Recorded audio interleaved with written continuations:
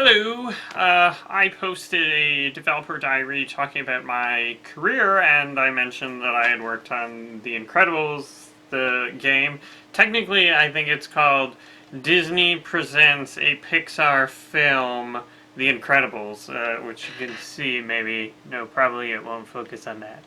But it's on the spine in very tall, tiny letters. And so, licensed games are sort of an interesting thing to talk about. Well, firstly, THQ as a company sort of made its business model around licensed games, and of course, I used to work for Heavy Iron. We developed The Incredibles. It's part of THQ, and I mean, the problem is that business model became it wasn't really viable as we transitioned to Xbox 360 and PlayStation 3, because it used to be that no matter what was in this box, if you had it on store shelves, you could guarantee parents would would buy their kids the game, a certain number of parents. The problem is, when the budgets rose, just creating a game that said The Incredibles wasn't enough to move the units off the store shelves, as well as now there's a lot of, the kids game market is changing. A lot of kids are more into mobile or web or things like that. But it used to be that no matter what was in this box, and I mean, this game it's not that great, I'm not going to lie to you, people would buy it such that it would make a profit. So our main goal for The Incredibles was shipping a game before the movie. And the game, not very good. I don't know, game rankings, probably 60s, I think. But because we got that box on store shelves, we earned this thing. 2004 Team Award, Heavy Iron Studios, and it has my name on it. I don't know if it'll focus on the glass. And we just earned this by, getting the game in the box. I think we also shared it that year with, Relic, which consistently developed award-winning RTS games, but, we put this game in a box. It was actually challenging, and there was a lot of crunching, at least on some of the team's part, to get a game in the box, because, you have to schedule your production, and you have to finish all your levels. I mean, it has to sort of, in some way, mirror the game. And I mean, working on licensed game also has a number of challenges. One, the game was sort of a moving target. Well, the movie, rather, was a moving target. So one of the early-ish, when I first started in, I think, September of 2003, one of the levels that was sort of further-ish along was the World's Fair level. Now, if you don't know what I'm talking about, the World's Fair, the thing got cut from the movie and, of course, the game, and I don't even remember what was supposed to happen at the World's Fair, but there was this World's Fair level that we worked on. So, I mean, that's one thing is, as the movie changes, you have to change the game to match. The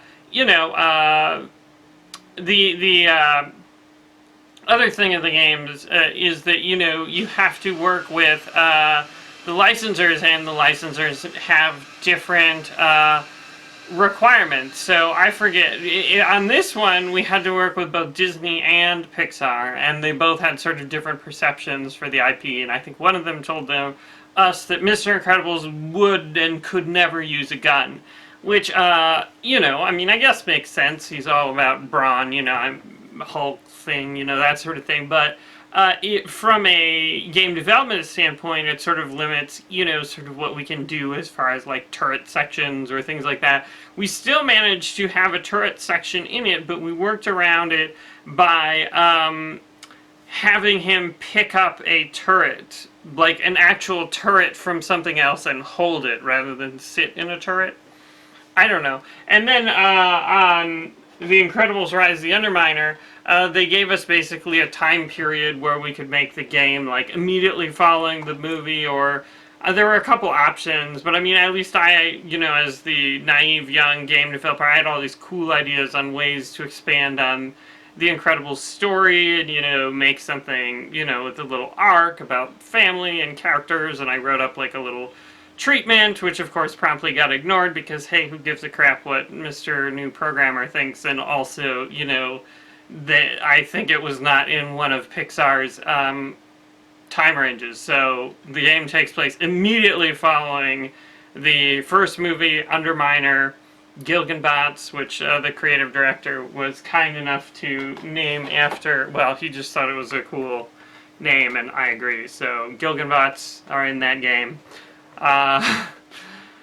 So basically, it's hard to make a good licensed game, and I think that's why, you look at games like this, and not that great. But, I mean, if you look at games, and I don't have all of my games in arm's reach, but if you look at a game like Batman Arkham Asylum, that game turned out really great, and I think it worked a lot better for them because they weren't tied to the story or locations in a movie. They could just create something cool that worked for the development team, and they didn't have a fixed schedule because, especially nowadays, it's very difficult to figure out exactly how long a game will take to make, and I've talked about this in other developer diaries. So if you have to get your game in a box before the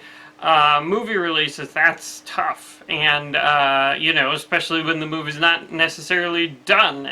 And I mean, I've had friends who worked on other licensed games, and they had other weird restrictions, or like games that essentially had to be rebooted halfway through because the licensor just said, like, no, we changed our minds, we want a completely different game, which is sort of at their prerogative. So I mean, it's tough to develop a good licensed game, and I think that's why so many people, there's so many bad licensed games out there. But I think, if the licensor gives you sort of free reign and an existing IP, you can do something really cool. Because, again, like Batman Arkham Asylum, I don't know why that's the only thing coming to mind, but I'm sure there are others.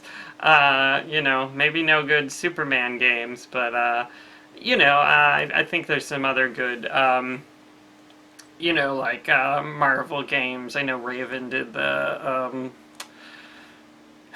these sort of brawlers with multiple players that all had, I forget what they were called. I have one. Marvel Ultimate Alliance. There you go. That was kind of cool. I mean, probably not as good as Batman Arkham Asylum, which I keep saying. But, but if you can bring the strength of an existing IP, like the value of the characters and the fans in the world, and then create something cool around it, then I think you can make a great licensed game. But I think, in general, the industry for the big AAA budget stuff shies away from that because, again, usually the licensors want it tied in with an event. If they're making an Avengers Rise of Ultron video game, I expect it's supposed to come out when the Avengers Rise of Ultron movie comes out.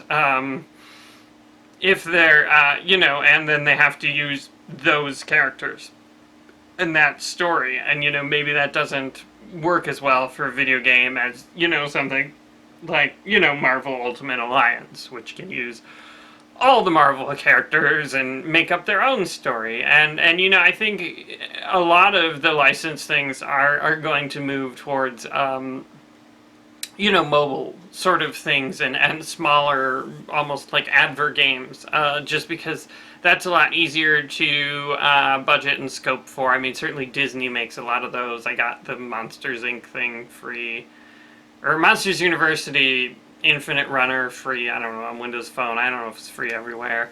And something like even Sharknado, my favorite movie, they released a Sharknado game. Apparently it's very, very crashy, which is why I have not purchased it. But, they released it along the same time. Sharknado 2, the second one, was viewed, or was shown on the Sci-Fi Network. So I mean, things like that I think work with licensed games, and I mean, obviously, if like Warner Brothers now owns all of DC, and wants to do Warner Brothers Entertainment wants to do something cool with that, then I think they're willing to give sort of more license to do cool things. With the IP as an IP rather than as a marketing tool for some movie.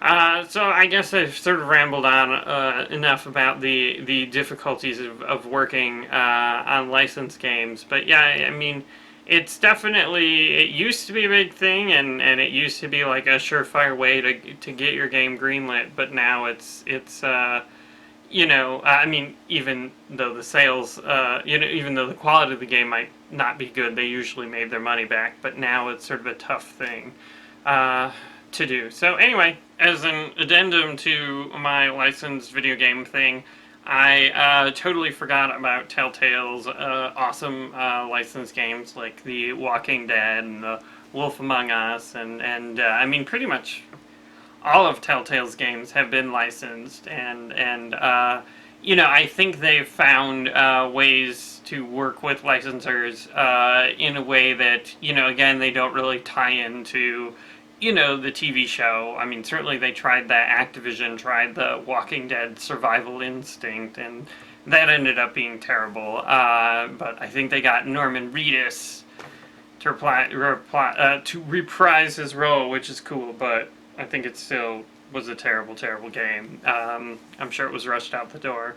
So I mean, I think licensed games can definitely work, but it's a matter of the content owners giving the game developers enough free reign such that they can create something compelling that works for that medium, and certainly I would say Telltale's are the masters of that. I mean, you look at The Walking Dead, and there's zero character. I don't know, wasn't Glenn in the, or didn't they have the farm? I don't remember, but I mean, it basically doesn't really tie into the comic book, and of course it's based on the comic book and not the TV series. Very much, and I think that works really well because it doesn't step on anyone's toes, and they can, they don't have to worry about the lore and the backstory and where the comic book is going or where the TV show is going. They can just do their own thing. And I actually haven't read Fables, the comic book, which Wolf Among Us was based on, but I imagine it's not, it deviates in certain ways, and they got the IP holders to sort of agree to something, that worked for them, and certainly it'd be very interesting to see what they do with Game of Thrones, because, there's just so much lore and so many things that, I'm sure people will, be like, oh, you have to get this right, or it has to fit in to the big picture or the grand scheme of things here or there. But, certainly if anyone can do it, Telltale can. So anyway, thanks for watching my addendum, my little appendix. The reason why I didn't think of Telltale games is they're not on this shelf here. I have some of the old boxed ones over there, but I was drawing my inspiration from things here. Anyway, thanks for watching.